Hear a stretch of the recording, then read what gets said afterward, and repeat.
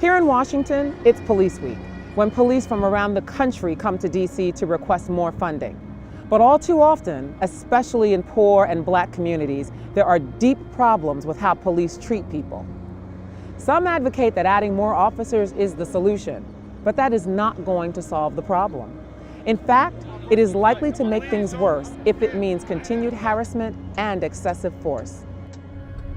I was recently in Tulsa, Oklahoma, and spoke with community members, activists, religious leaders from the Black community, and police officers.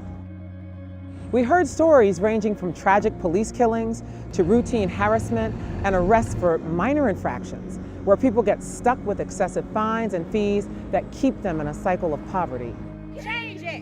And these stories play out all across the country. In fact, every 25 seconds in the US, someone is arrested for possession of small amounts of drugs. A disproportionate amount of them are Black.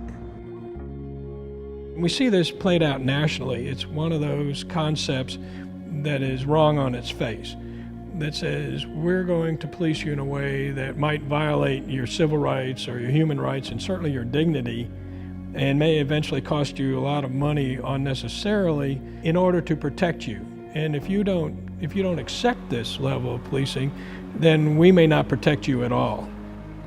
Among the Black community, I would say that even some Black officers don't trust the department. And obviously Black citizens, absolutely not. There's no trust there. Communities of color in Tulsa and around the country are calling for reforms to how policing is conducted. The communities affected are asking for investments in schools, healthcare, housing, and economic opportunities.